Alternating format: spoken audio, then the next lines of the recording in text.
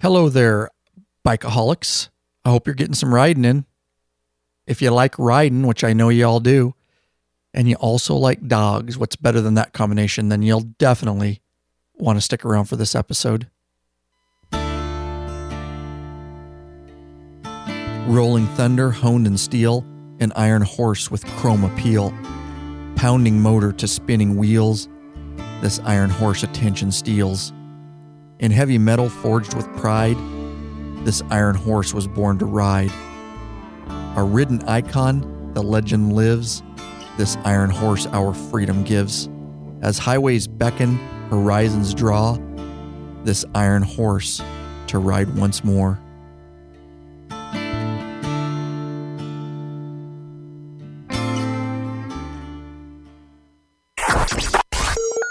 And now, straight from the Law-Abiding Biker Media Studio, out of sunny Yakima, Washington, we bring you another episode of the #1 listened to motorcycle podcast.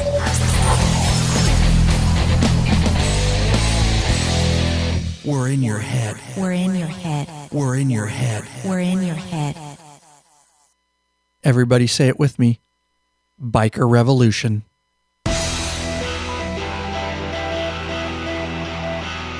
Oh yeah, bikeaholics, coming at you with another badass loaded episode. This is the podcast for the motorcycle majority. That's right, the big MM guys, also known as the 99%ers. I must say we are large and in charge of the motorcycle scene. It's a biker revolution, bitches. I do have one question, and one question only. What are you waiting for, bikeaholics? Mount up already. Let me take you on another wild-ass ride, huh? You better hang on for this. Get your helmet on. That's right, everybody. Ryan Erlacher here, your host of the Law-Abiding Biker Podcast, and of course, your high-tech redneck. So glad you could join in. We've got a loaded episode. I do, basically what we're doing today, guys, is an interview with Eric Ristau. And he is from Missoula, Montana. Him and his wife have a, husband-wife operation, a independent film making company. And they went out on a mission and made a really awesome film that I think you guys will all be very interested in. It is called Sit, Stay, Ride. It is at sidecardogs.com. The name kind of says it all. It's a movie about a documentary. It spans several states as they went around and did this. It took about a year to make before it was released. It was a Kickstarter project, a crowdfunding project, and it's becoming very popular for good reason, because it not only appeals to motorcycle industry and us as riders, but also to the animal lover, industry, for lack of a better term. You put the two together and you bring two huge audiences together, and everybody can get something out of this movie. We'll give you the resources in the interview, but again, Eric Ristau is his name, and he took the time and did an interview, and it was just a great Skype conversation that we had. It was brought to our attention by patron Matt Pass, who's a very, very huge supporter. In fact, he's co-hosted on an episode, and we hope to do some more of that in the future. He brought it to our attention, of course, over in the private Facebook group. Guys, the only way to get in that private Facebook group is to become a patron, lawabidingbiker.com/patron.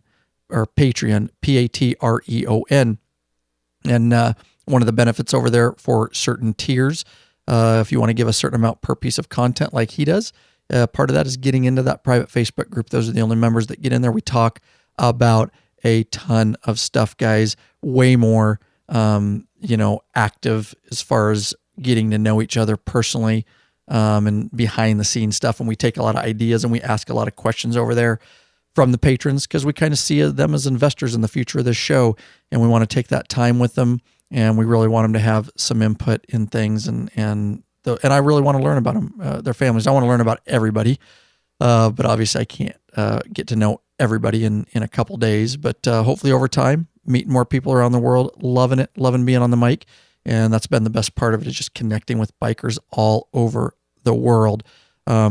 Anyways, it's an awesome interview, and I do want to tell you real quick before we get into that don't forget about that GoPro raffle, guys. Badass raffle going on, guys.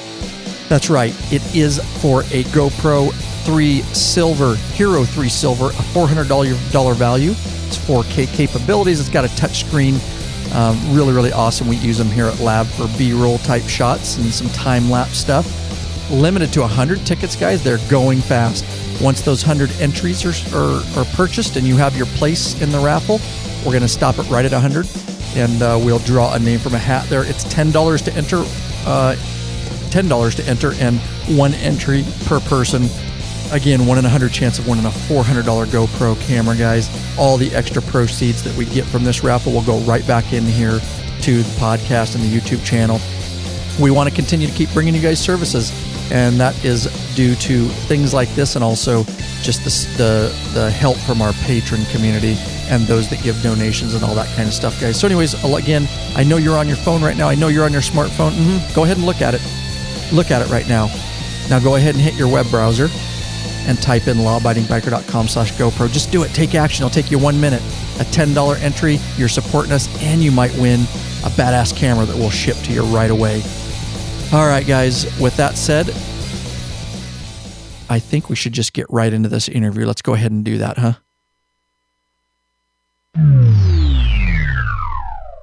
So you grew up here, or you grew up in Othello, Washington, and then you're at some point did some time in California. Can you tell us a little bit of how do you pronounce your last name, Eric, real quick? Because Ristau. Ristau. I could have said that 10 different ways and just mutilated it. So, but he does. Don't even sweat it. I think we mispronounce our own last name. So, I was a kid in a couple Eastern Washington farm towns, Othello and Colfax, and then went to high school in Spokane, and ended up living in Seattle, as everybody does, I think, for a short time, and then. With radio and TV business, I moved around to Missoula, Salt Lake, Park City, Monterey, California. Went and lived overseas for a period of time. But my wife and I have a documentary film production company now, and have settled back in Missoula. My third time living here, and final time. I think we're here for good, and close to family in Washington and Utah. So this is, the right size town for us, and it's easy to get places. So that's kind of I like Missoula. We rode through there. Let's see, not last year, the year before. We go on a, yearly huge trip with a bunch of guys from here, from Lab Media, and then we're in a law-abiding motorcycle club. But it's a really cool area, very beautiful. Yeah, it's a great riding. I mean, Montana's got, the western half of Montana is so mountainous. There's lots of great places to go. And then you end up in eastern Montana, which is kind of the same territories you get in the Dakotas. But it's a great place to ride. It really is. Yeah, it is. Now, you say a a video production company is what you do. How'd you get the background in that?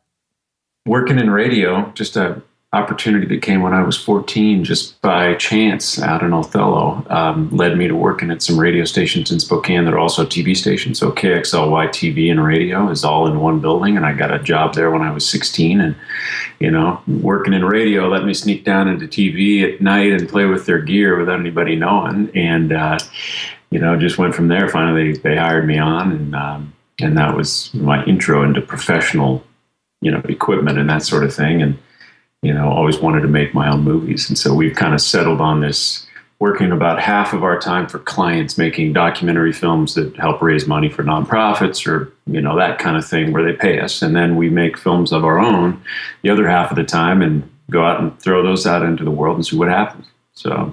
Oh, that's great, man. Now, the movie we're specifically talking about today, of course, is Sit, Stay, Ride. I got it. Exactly. Okay. Now, so you got the video background. That's awesome. After we're done, I want to, if we have time, I'll pick your brain, because I'm a gear geek, and we're really doing a lot of video stuff lately. And I've spent a lot of money in video gear to do all these YouTube tutorial videos and stuff. But anyways, so I'm interested in that. I'm a gear geek, but, all right. So, you obviously have a motorcycle background on top of it. Is that fair? Yeah.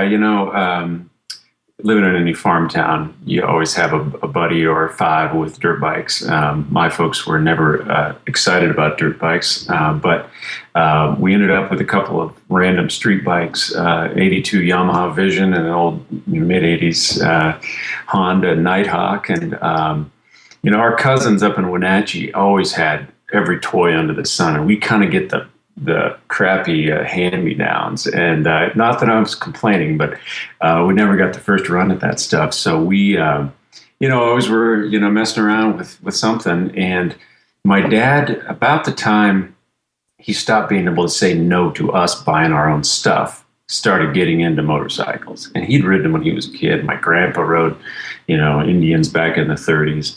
And so, it seemed like once my dad took it up as a real thing, we all started, riding together and buying bikes. And with how much I've traveled, I've actually owned a motorcycle less.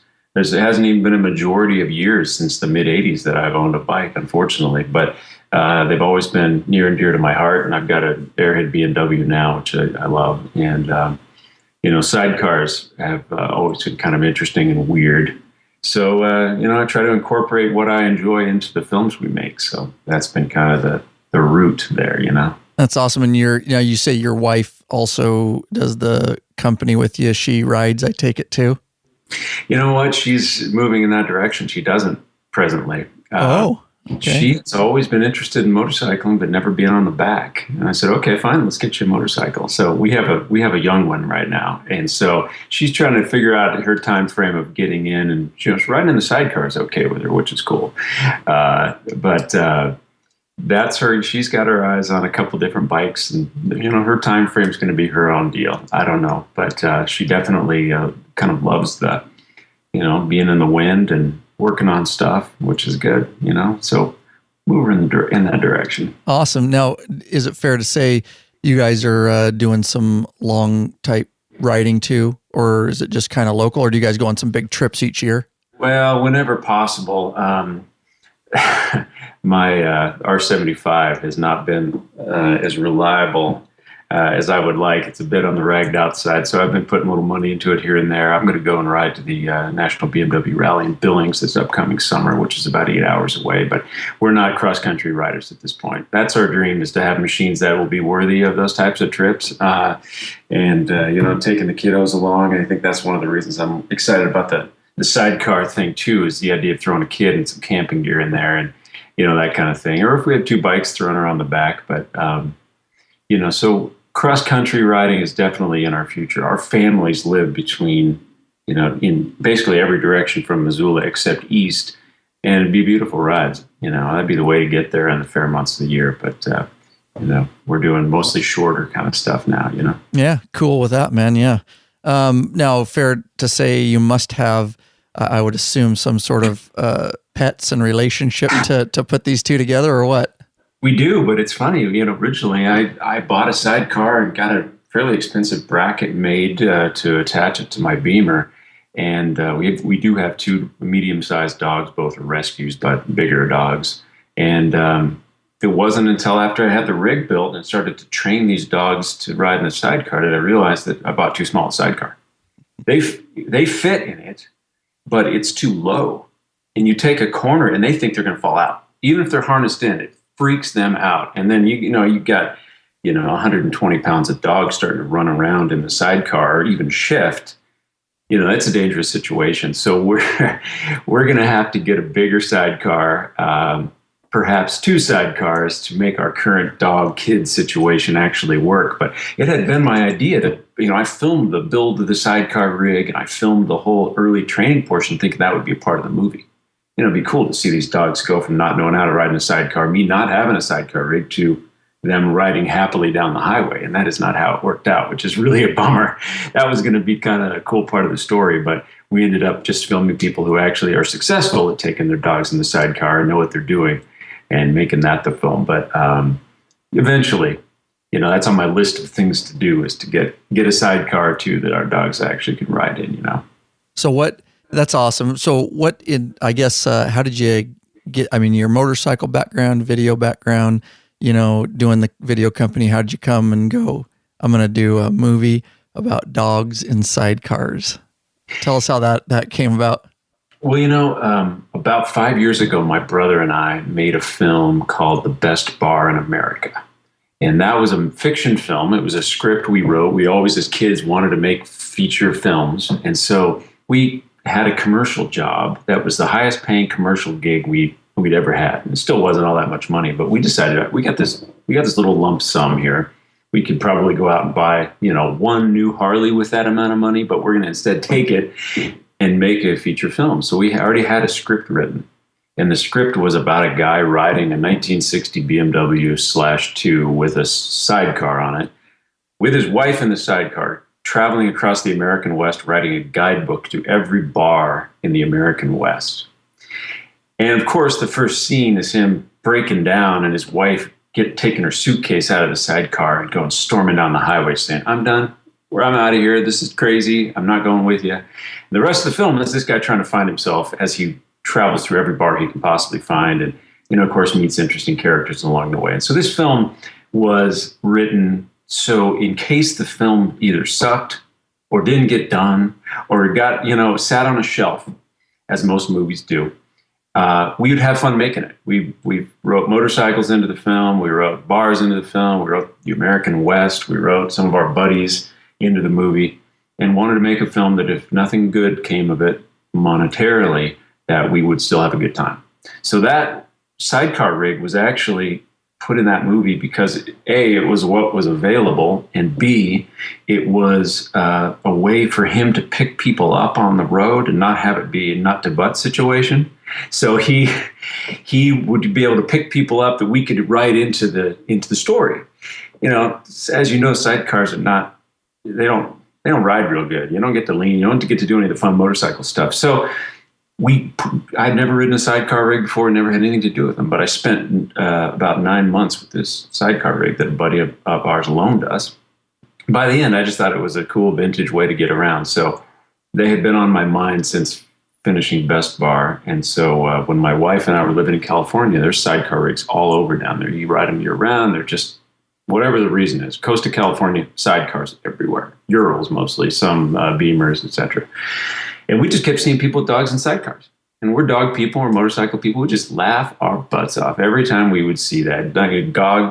Goggles on the face, dog is having a blast, going down the highway, tongue hanging out.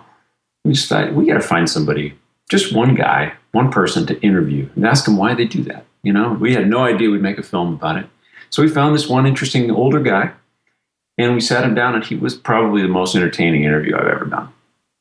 And we thought, man, if any other sidecarists are half as interesting as this guy, we gotta shoot some more interviews. So we did it just here and there for about 6 months. We'd find somebody, hey, I know this guy down the street. We go find him. We'd interview that person. And in the end, everybody we interviewed made it into the movie, which never happens. When you make a documentary, usually you're throwing out at least half of the interviews because not everybody's comfortable on camera. Not everybody's interesting. Not everybody's got a good story. So, you sit down, you interview somebody and you think, I'm not going to use that in the film. But each one of these people we interviewed was so funny and so interesting and great. It was a very unique situation that they all ended up in the film. And so we just thought it was entertaining, good way to combine things that we enjoy. And that's kind of that. That's cool, man. So those original pieces there, of course, we'll talk about it, but you went different states. I saw, of course, you did a lot of stuff. You started this as a Kickstarter crowdfunding thing, right? So it actually started with us doing it on our own, just for fun. We did about 6 interviews, and they were all in the Washington State, California, where else? Montana area. So areas we were already hanging out, seeing our families or going on with the work job. So it wasn't really costing us any money to shoot those interviews. So we sort of whittled away at it, trying to decide whether we were going to do a full-length movie. So once we kind of edited this stuff together and went, this is going to be cool, we decided we needed to do a Kickstarter campaign to pay for the travel to some of these other parts of the country where these people were going to be, some great people we'd found online.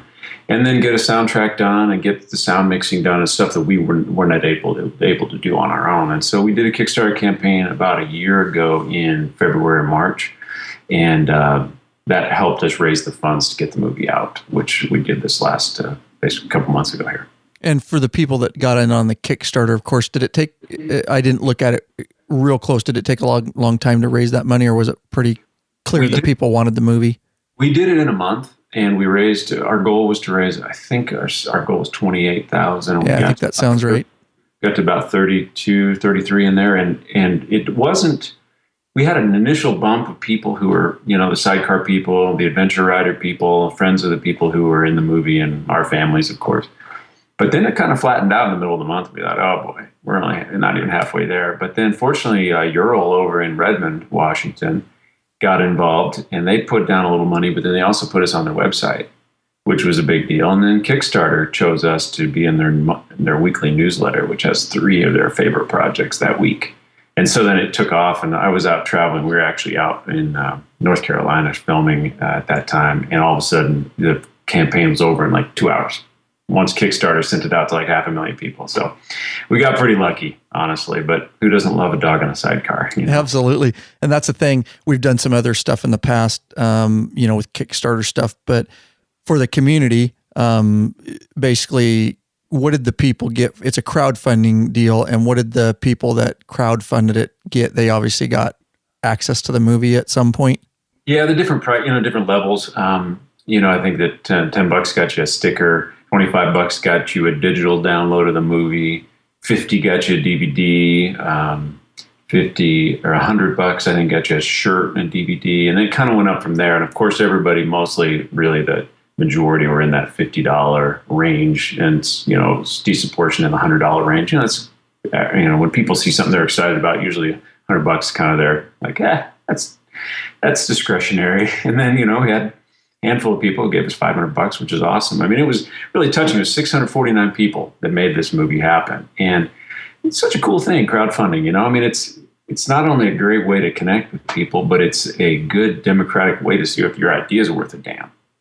Because, there's a lot of smart people out there. And if 649 people say, yeah, that's cool, that's like a green light to me, you know what I mean? But if you see Kickstarter campaigns that fail every single day, and I think there's a reason, mostly.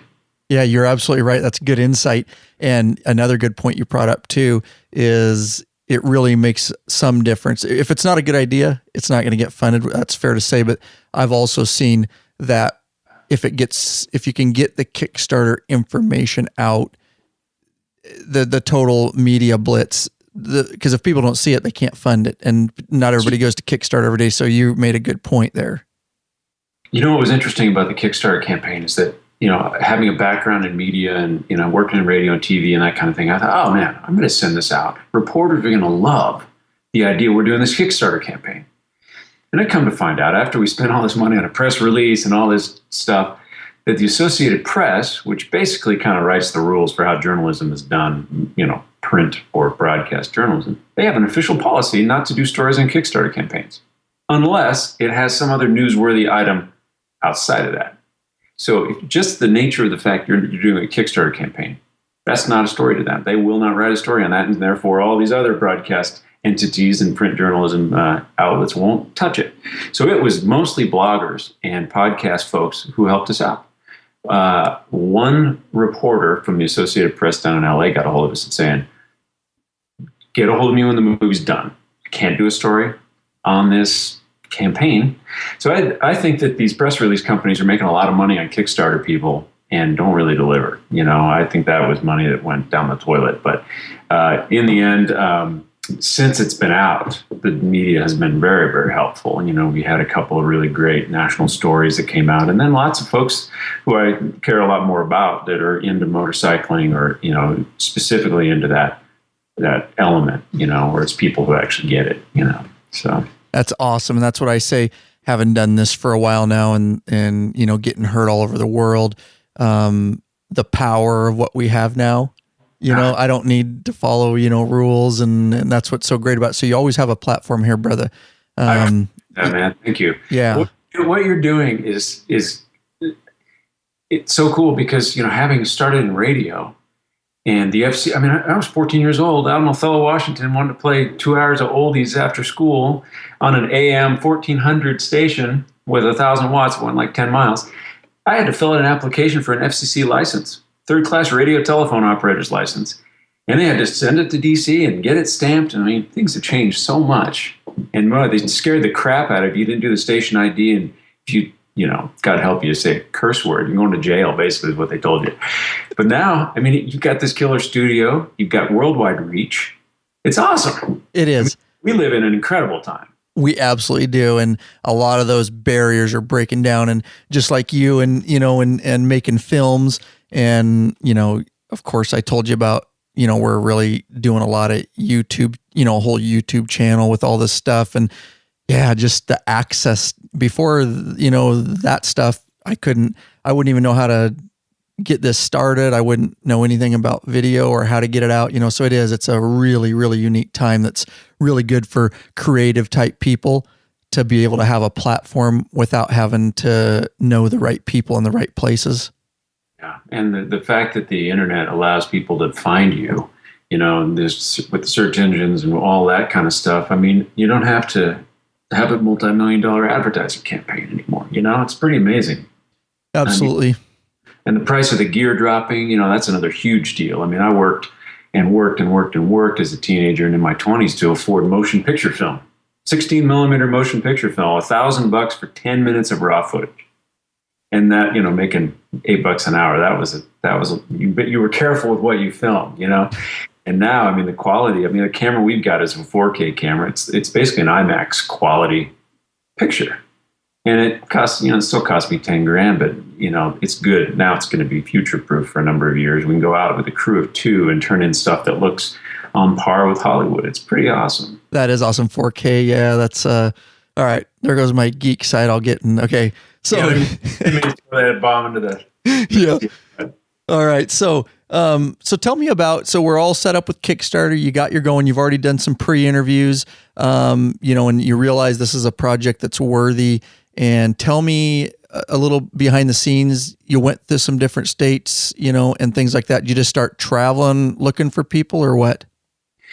When we first started trying to find sidecar dog people, it was hard. I mean, the funny thing is we'd see them everywhere, driving around, the Bay Area or wherever. Over the years, we just remembered seeing all these sidecar dog people. And you try to actually find one at will, like sit down at your desk and how do you find a person with a sidecar dog? And I ended up finding YouTube videos and sending them private messages. Went to, Soviet Steel and some of these other Ural forums, went to Adventure Rider. And the forums ended up being a really great way to do it. One of the early guys I interviewed is kind of like the sidecar godfather on these on some of these forums. And so he helped say, all right, I went to a rally and there's this interesting gal here in Wisconsin. Oh yeah, you got to talk to this gal. She's a romance writer down in California. You got to talk to these different people, who are interesting. And so that guy helped. But we were racing a baby. We had a baby due in early May. And we knew that if we didn't get this film shot before the baby came, all bets were off. Working for ourselves, that was just not going to be something we were going to be flying around the country, or I would be flying around the country right after having our first kid. So we scheduled, we just kind of, hoped that the Kickstarter thing would come through and use some credit cards to buy the plane tickets to go to, all across the country to shoot.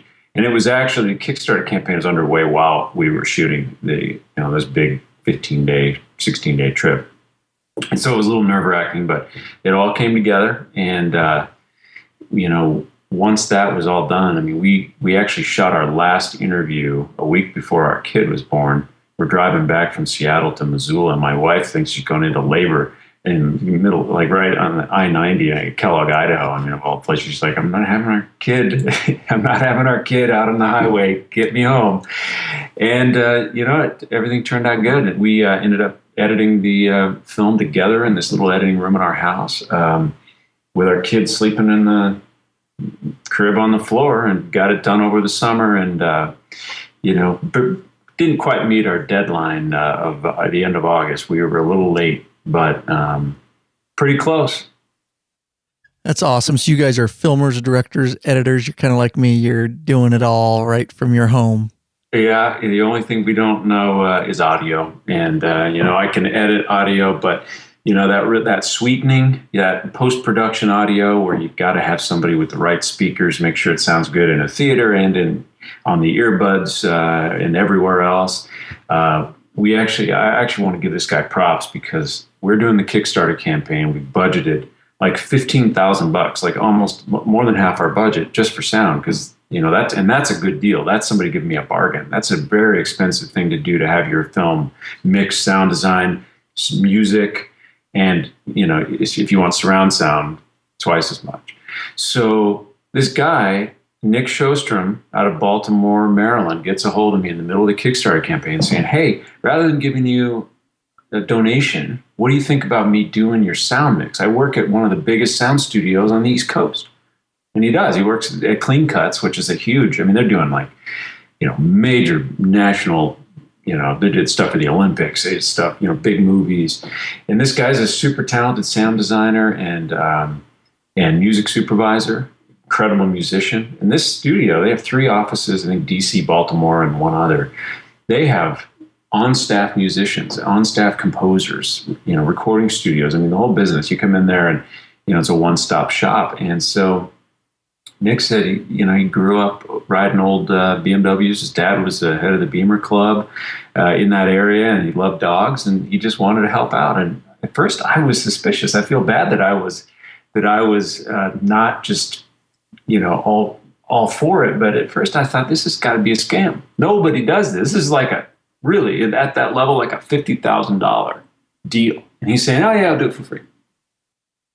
And I just, so I got him on the phone. I kind of raked him over the coals a little bit to suss him out. And it turned out he was completely legit. The guy's super talented. And there's a number of other composers that are listed at the end of the film who helped out with the sound. But man, he just delivered and mixed the film in 5.1 surround sound. And they produced like 26 original tracks of music for us. And the whole thing was just absolutely amazing. That is freaking awesome. Good karma. I don't know how else to describe it, No, I'm telling you that's exactly what, having done this in the motorcycle community, the motorcyclists, the law-abiding, the 99% of good, hardworking like yourself, man, I'll tell you what, the most giving, supportive people, this community. And it's like, once you have a motorcycle and somebody else has a motorcycle, it's instant. There's a barrier broke down. Because we get it, just like with you and with him, and was the common ground, which is just an awesome story. Yeah, man, and it's the same deal over and over again. Back with the Best Bar in America, the first film we did, there's a great group of guys here in Montana called the Montana Legends, and it sounds like a pompous name, but below it, the rocker says "Legends in Our Own Minds," and so these guys are all, just like the 99% you talk about. You have people who look tough, and what do? They're like the absolute nicest guys you ever want to meet. The toughest guy of Montana Legends, his name is Big Tony Perazzo. He's like the supervisor of the water department in Polson, Montana, but he looks like he should be in the Hells Angels, ready, whatever it is, not to run down the Hells Angels.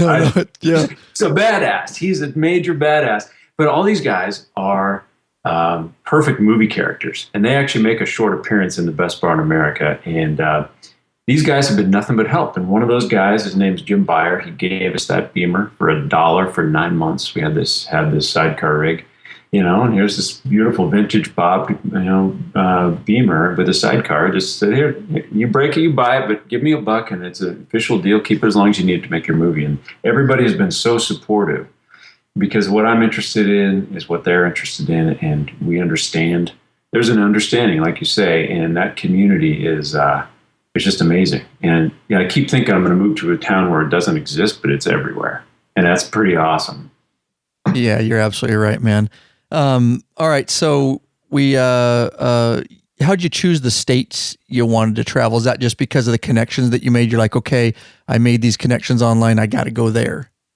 Yeah. And we kind of wanted to make sure to get the East Coast in there. We really tried to, there was a guy down in Texas who I really, really wanted to have in there. And it's kind of heartbreaking to think about what could have been. People who watch the movie would never know because, they just see what's there and it's great. And I have no complaints. We got real lucky. But there were some people who were absolutely amazing individuals who just decided they didn't want to be in a movie. Or their time frame didn't work out. Or one poor guy's dog died before we had a chance to get there and meet him. And, these are some people with some killer stories. And one guy, this guy in Texas, he has lived basically outdoors camping for 7 years. Doesn't have to. Guy used to be a chef in New York, and then he lost his son and said, screw it, I'm going to do exactly what I want for the rest of my life. And he took his pit bull, got in his old sidecar rig, and has basically gone. His travels dictate, are based on the weather. Where is it warm enough that I can camp and comfortable? So right now he's in the South, and then he'll come up this way in the summer. But he lives right. I mean, the guy lives a pretty awesome lifestyle. But I recorded, the interview for months and months and months, and he just didn't feel comfortable being on camera. So, stories like that, are kind of tough. But in the end, we went to where the cool people were. And we wanted to try to get different parts of the country. We were in North Carolina, we were in Wisconsin, we were in California, Montana. There were people in Utah and Arizona we weren't able to get to see. So it's not really geographically equal. A lot of it's where is it cheap to drive to. But at the same time, some of the people that turned in were in our own backyard were awesome. There were two people from Montana, or two groups from Montana. And both of them we found right as we were finishing the film. They were not going to be in there. And I saw a couple here in town riding a Ural through the worst blizzard we've had since 1898, a year ago this month. They're busting through snowdrifts with their dog, gals in the sidecar. This guy's got his full dirt bike riding outfit on. And it's 14 below zero. And they're cruising through downtown Missoula, berms of snow 7 feet high. And we're like, we got to chase these people down. So it's like a rally through town. Us in our SUV trying to catch these people. And then another guy who lives just outside of Glacier National Park got a hold of me and said, hey, you're making this great movie. A friend in Kansas told me about it, but I'm 150 miles north of you, and I've got a Harley sidecar, red and white with a German Shepherd, and I've got a wolf cape that I wear while I ride. I said, okay, I'm coming up. So, and that guy's in the film. I know who you're talking about. That guy's amazing. His name's Ron Ridenauer. And, that's just luck, man. He emailed me. So now I can't imagine the movie without these people in it, Yeah, no, that's awesome. Now, how is it, just because behind the scenes, how is it when you go to approach some of these people about, are they like, are you serious? You want to do what? You want to film me about what? How does that go? It took on some of the forums where you're doing a private message to them. I mean, a lot of these people are really active in the forums. And so there's a lot of communication going back and forth. I get the impression some of these people are on there hours a day. And a lot of them, I had to write them half a dozen notes before I got a response. And one gal who's in there, she is a really famous writer. And she uses a pseudonym, but she's an incredibly successful writer. And so I'm saying, hey, can I come to your house with a camera? She's like, no way. She didn't reply for months and months. I literally had to find someone who knew her to call her on the phone and say, hey, check out this guy's website. He's actually legit. This is not some weird stalkery thing. Because she writes adult literature. She claims there's a line in the movie that says sidecar, smut bought my sidecar. So she writes this super racy, erotica. And, man, that lady's got it made. She is obviously talented. I've never read any of her writing, but she has a gorgeous home and killer a bike collection. And, here she is on her laptop writing. It's due to the Amazon Kindle thing, So it was just getting a hold of people. I did get some weird responses initially, but then other people were able to do a little research on their own and go, oh, okay, I see who this guy is. And it's not some weird home video or somebody stalking me, but it's a legitimate deal. And everybody was incredibly accommodating. I mean, once we established their credibility, everybody could not have been nicer or more, willing to help us out. That's awesome. I know who you're talking about because I watched the movie. Actually, I wanted to watch it right before the interview, so I watched it leading up to speaking with you. But well done. And I know because they talk a little bit about her and some of the writing. Now, what was probably like behind the scenes? Did you learn something with all this that you're like, I had no clue and I'm taking that away? Or any very interesting things like that you can think of? All right, guys, real quick. I don't want to take too much of the time out of the interview here. I know you're loving it. I know I enjoyed it. I just want to say that you're listening to this right now, whether you're listening on your iPhone or computer or right in your car or while you're running or while you're mowing the lawn or whatever you're doing right now. That's right, you. These people are the reason that you're listening to it and the reason it keeps coming your way. They took action. They're patrons, guys. They became patrons. Really, that's why they do it. They like the platform and they want to make sure it gets out to the entire biking community in the entire worldwide reach. That's right. Dan of Santa Ana, California, top tier patron. He's bringing it to you. God bless you, Dan. He's also donates on the side. Top tier patron, unbelievable, man. He gets t-shirt, he gets some gifts, he gets in the private Facebook group, access to any of our 4 purchase videos upon his request. We really, really appreciate and want to take care of the patrons, guys. Also, Daryl Robinson of Horizon City, Texas. God bless you, Daryl Robinson, and Dan right on. All right. Also, we don't take lightly the regular donations that you guys send in. Again, these guys are the reason that you're listening to the show. William Albright of Waianae, and I know I mutilated that. It's in Hawaii. Waianae, Waianae, Hawaii. Go ahead and laugh. That's right. You people that know how to say it, laugh at me. That's cool. Whatever. All right. And also Eddie Johnny of Pembroke Pines, Florida. Shout out Florida, all our Florida listeners over there. All our listeners in Hawaii, all over the world. God bless each and every one of you. Thanks for the support. lawabidingbiker.com/donate for a standard donation if you want to become a patron and get all those benefits. lawabidingbiker.com/Patreon, Patreon. All right, shall we get back into this interview, guys? I think so.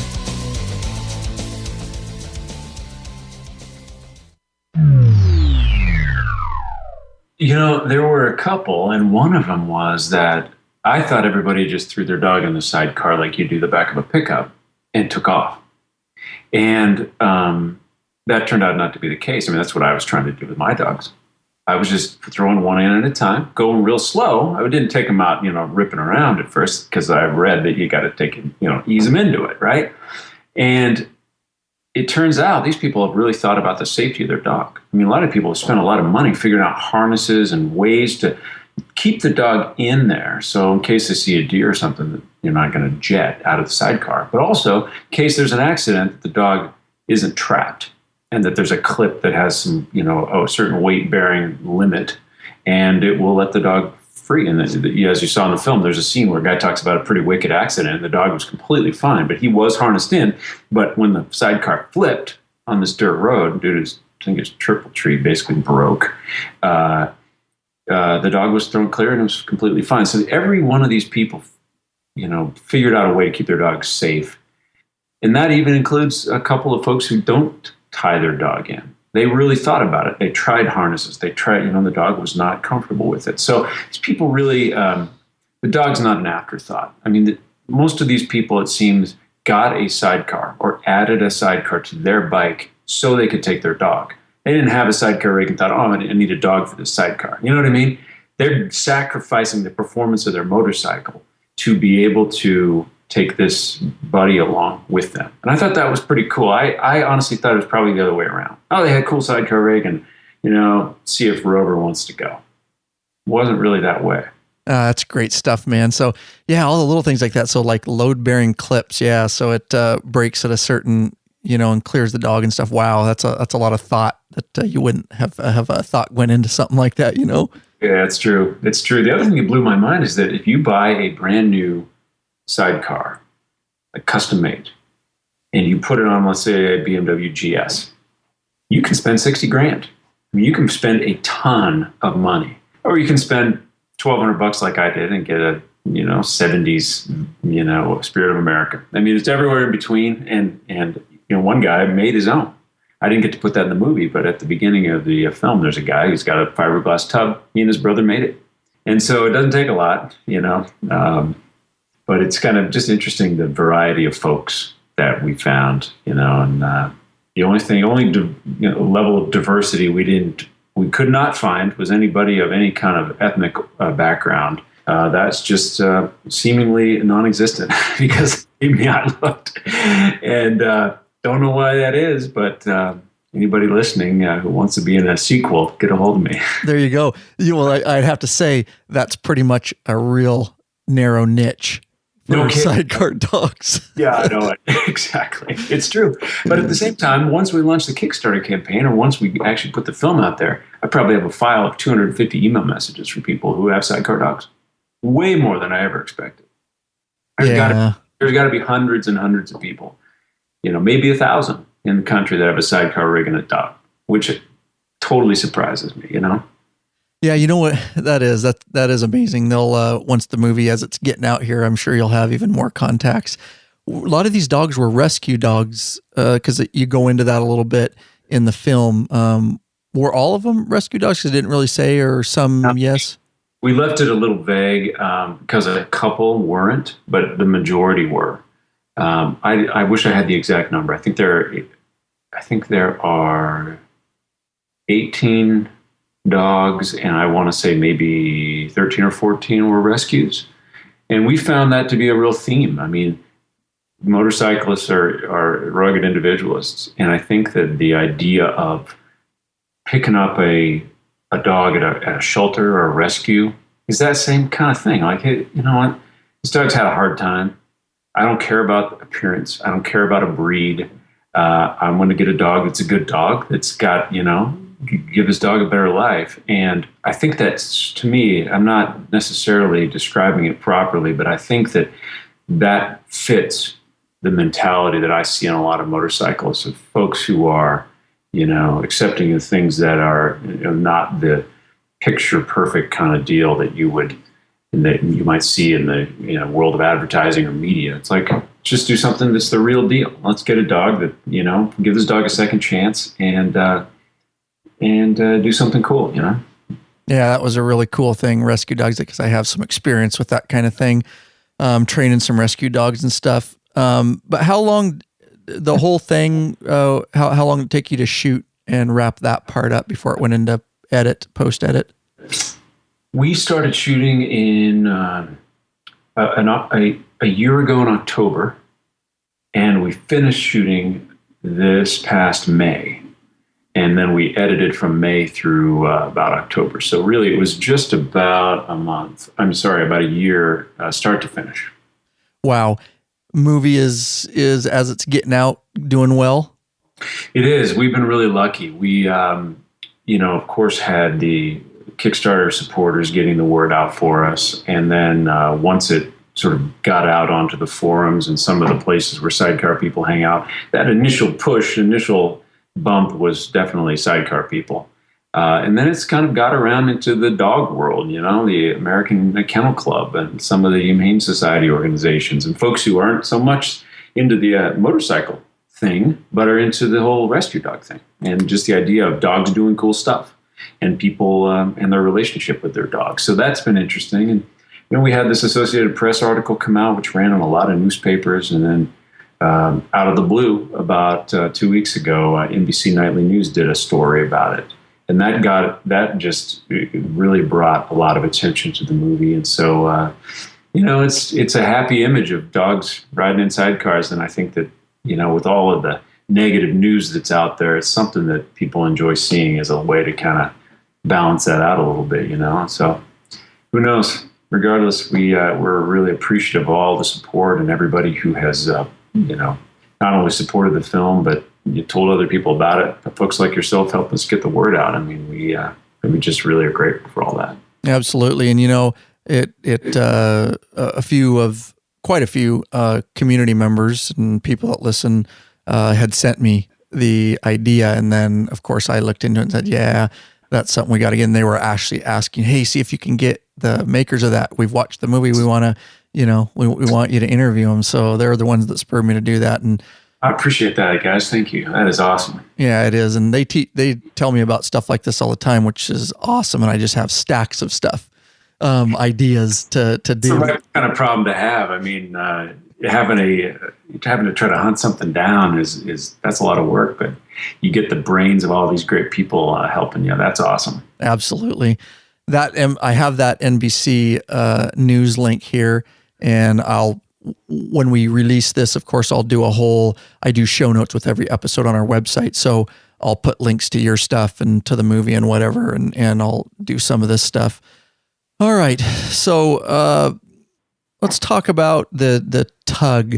First of all, Eric, do you guys have I know you and your wife do it, but do you have like a whole behind the scenes social media team and people doing your website, or is this you guys got to do everything? Well, it's a tiny bit of both. It's basically us.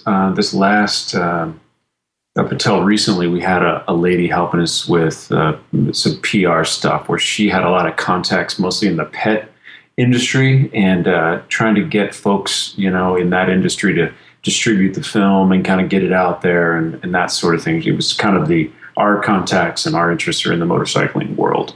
And so we brought her in for a few months to help us with that, and we appreciated her. She was great. But it's just us. I mean, we, you try to rock and roll and do what we can. We had a company sending out DVDs, and in fact, if anybody's listening who didn't get their DVD last year, please get a hold of me, because we had a company helping us out, which will remain nameless, and a whole lot of people did not get their stuff. And I think I've pretty much gone through those and fixed those problems and got people their stuff. But we have now had everything shipped to us, and literally in our basement, our boxes of DVDs, T-shirts, all that stuff. We got a printer, and we're rocking it ourselves. Just put the baby in the little bouncing deal, and we every morning go down, print those labels out, and send them out. So they're coming right from our place, and that's worked out real good. I mean, it was a little stressful after NBC did this thing out of the blue. So we spent a lot of days packing stuff up, but there are worse problems to have than that. You know what I mean? So anyway, if you order something now, you're going to get it, and get it quick. But I know there are definitely a few handful of people who wrote me an email saying, "Hey, I bought my thing. Where is it?" And we hate it. We hate that's not how we like to operate. So anyway, it's one of those deals. It's a mom and pop store. God bless you, man. I like that attitude. Could be worse problems. You're so right. You're like me. We wear 1,000 hats. I'm audio editor, video editor, coordinator, social media. I'm a website, but it's just like, you can't afford to farm everything out, Well, I had a guy I knew one time, super smart guy, who said his definition of his own success is how few people he has to manage. And I like it. I think I'd rather do a lot of those jobs than I'd rather print off shipping labels every morning while I'm drinking my coffee than hire someone and have to look over their shoulder and make sure they're doing it right. Because having this company, fulfillment company, and they were, first of all, charging us an arm and a leg to do it, which I don't like. But also, when there was a problem, they didn't handle the problems. I had to handle the problems, and I was handling more issues than if I was doing it myself, making sure it's done right. So anyway, it is one of those things. I mean, working like we talked about, working in these different industries, it's an incredible blessing to be able to have these relatively inexpensive professional quality tools, be able to communicate with the world. But it's sort of that, doing the 1,000 hats, or you're at some extremely high level, of national media or whatever. And in between, there seems to be less sort of in between areas. You know what I'm saying? And I think that's actually pretty cool for diversity of voices and the ability of people who might not normally be able to get their thoughts and ideas out there to do so. And I love that. Yeah. Well said. Well said. I want to talk about, I want to get into how people can get the movie. We'll talk a little bit more about that, but where this Tide Pool Films is this, it says I went to the site because that's your company, right? And it says coming soon. What's that about? Well, that actually is our old company. We had a film company down in California, and we still own the site, but we've wrapped that up. When we were doing a little bit more in the area of TV commercials and stuff like that, where we were advertising, trying to get work when we were down there, we have sort of reeled that back in now and are focusing a lot more on our own films and a few kind of key clients that we've worked for a lot of years. And so as far as us making a living, we're trying to just keep it pretty simple and not necessarily be out there looking for people to hire us to do video jobs, That being said, if any motorcycle companies need a cameraman, give me a jingle. But, my previous life was basically working as a video producer, doing video projects for whomever would hire me and hire us, essentially. And we found that we just really need to focus on the stuff that's important to us as much as possible. Well, that's awesome. So you're new. What would be the main go-to for the motorcycle community if they did need, and I'm not saying that's not even in our future here. Where would a guy go to find you and what he needs? Well, this is the cobbler has no shoes kind of situation where I don't actually have sort of a portfolio website. What we have at present, and it is not built out yet, but this is kind of the first public mention of it, is that motorcyclemovies.com is a website that we have that is presently aimed at the best bar in America site where we sell the DVDs for that film. But we have a number of films that are coming up, and short pieces, long pieces, actually some audio interviews, not podcast, but some audio interviews where we actually had visual issues. So we just cut them into an interesting thing people can download for free and listen to. Some cool old bikers and some people who are involved, it's pretty interesting things back in the 60s and 70s. So motorcyclemovies.com is going to be the place where all that stuff is available. And, maybe by the time my 8-month-old daughter goes to college, I'll have that done. We'll see. No doubt. Oh, that's awesome. That's a good place to go. So there you go. Now let's talk about Tug real quick, because the bikers out there, and they're a little bit experienced with Tug because we did an interview on the movie Why We Ride.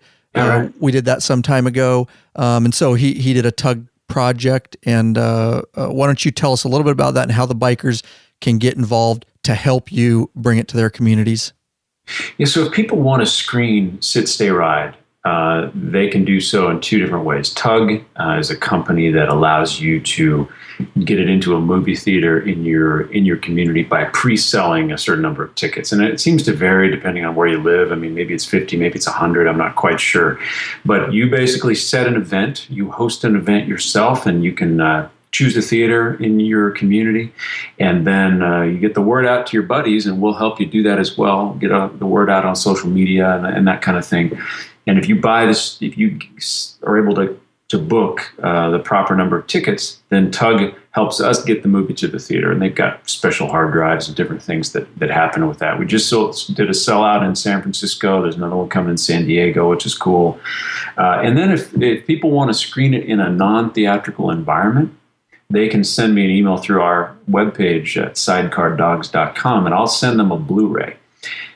These two things are available to anybody, but if you want to donate the money to an animal rescue organization, that's our goal with these screenings, is in the community where the screening happens. We'd like to see our funds, that we get about, I think, 45 or 55% of what comes in. We donate that back to a local animal rescue organization. And so that's kind of our hope with the screenings, is that people go, Humane Society of Western Montana, or, Bitterroot Lab Rescue. These are great organizations. Let's donate the funds to them. And so it's a great film. It screened in Portland the other night and Missoula the other night. People had a great time. They were all basically sellouts. And, I think that some of my motorcycle friends go, oh, well, I'm not really into dogs. I'm not really into sidecars. But these people talk pretty lovingly about the idea of motorcycling and why they do it, and some of the elements of being a motorcyclist and being out on the highway. And I think that people who are not into dogs or sidecars might be surprised at how much they enjoy it. I agree. After watching the movie, I was very inspired because I get really tied up doing all this work stuff, and it forced me to sit on the couch for a little over an hour. And it was moving, and you're right. It was inspiring, and it did talk. A lot of it will resonate with bikers who may not have an interest in sidecars or dogs, because again, the root is the motorcycle, and they do talk a lot about that freedom. And they all like the different lifestyles is what interests me, Eric, with the guy with the cape and the mask. I could listen to him all day. He's just got this spirit and this aura about him. So I guarantee that it doesn't matter what you think as a motorcyclist. This is definitely a must-see movie. What was interesting is the different walks of life, because you were talking about one gal in there was making NASA products, or I forget exactly what it was, but was that interesting to you, that you're like, wow, this is from here to here? Yeah. It's true. I mean, one guy's kind of a surfer, artist guy, and then you got aerospace engineers, and you got some pretty interesting folks. I mean, there were actually a number of engineers, which doesn't surprise me because they like to tinker and build stuff and all that. And yeah, it's just like any bikers. I mean, you grab 6 bikers, and you got people with 6 different backgrounds, and sort of professions, all that kind of stuff. And that's one thing in my work as a documentary filmmaker, and I just love to talk to people. We've shot a ton of interviews for another film project that's we're trying to figure out exactly which direction we're going to go with it. But we've interviewed dozens and dozens of people of different backgrounds, and all bikers, all motorcyclists, and the differences in stories is really cool, but then also the similarities, that the similarities in why they value the freedom to do what they want to do, why they value being out on the highway and having experiences both alone on the road, on the bike, and also in the sort of the brotherhood, sisterhood element of being with people who understand and people who get it.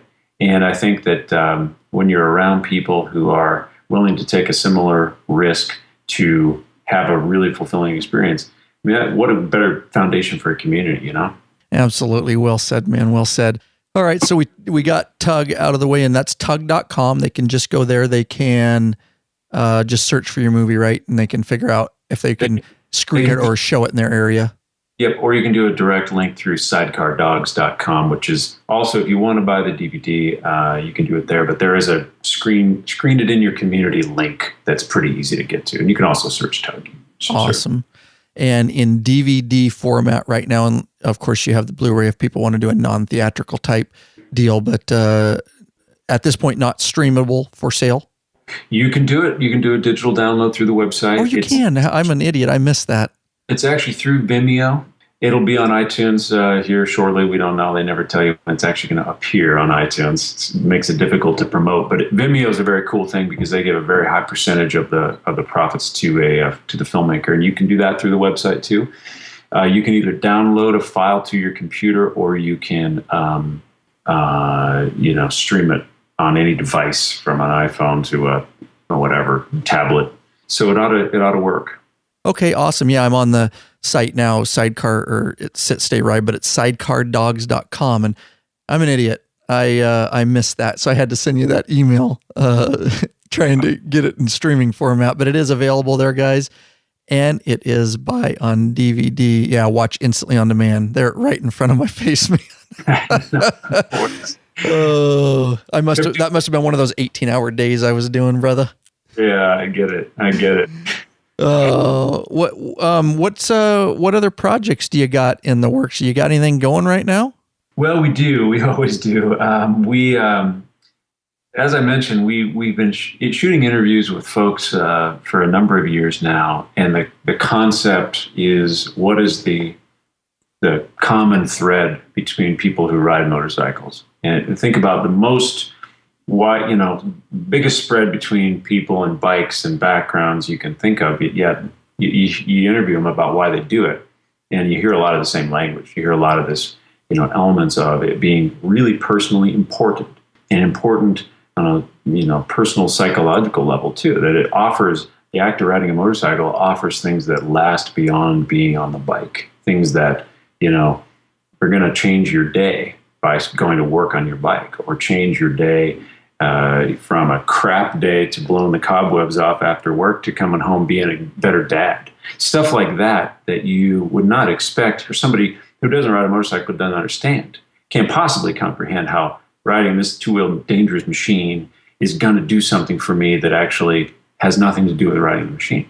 And it's, you hear people talk about it being meditative, and people talk about it being something that clears the mind. So we're talking about that exact issue, from professors who teach motorcycle culture to, pretty hardcore bikers, to teenagers who are on a racetrack, to, a number of different people. But it's all, what does it do for you? Regardless of the kind of bike, regardless of your style of riding, what is it that attracts you to it? So how that's all going to shape up, we have probably a couple more years of work to do on that one.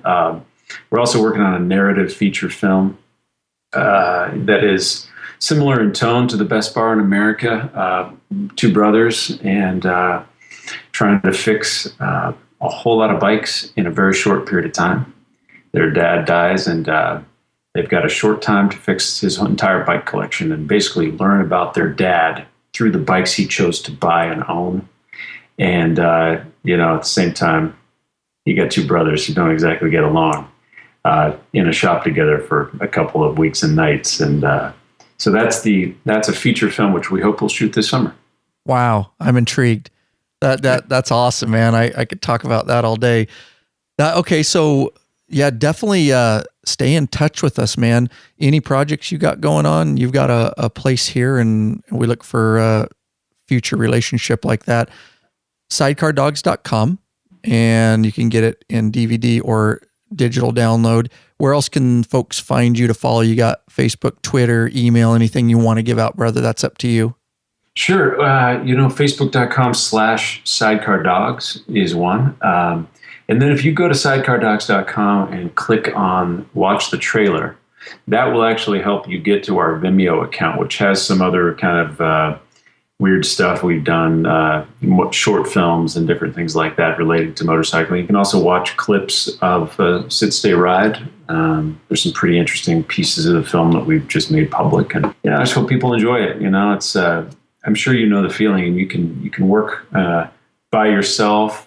In your office, in your house, whatever, and doing something you think that you like and your buddies may like, but then you don't know whether folks beyond that circle are actually going to dig it. And it seems that the people do. So I appreciate what you're doing. Yeah. Vice versa, man. All right. Really, really thank you for your time. Thanks so much. We'll talk to you soon.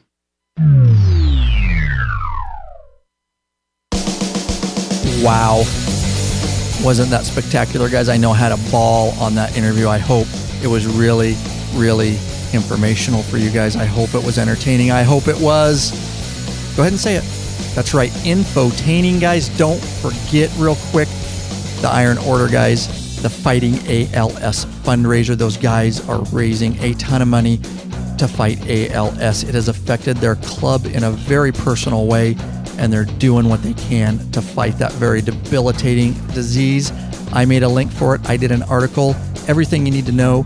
And if you want to give back to fight ALS and help them out in their journey, lawabidingbiker.com/ironorderals, guys. All right, don't forget about the GoPro raffle, lawabidingbiker.com/GoPro. Going fast, only 100 tickets, limited to 100 entries, $10 per entry, limited to one entry, guys. GoPro Hero 3 Silver. Every biker needs one.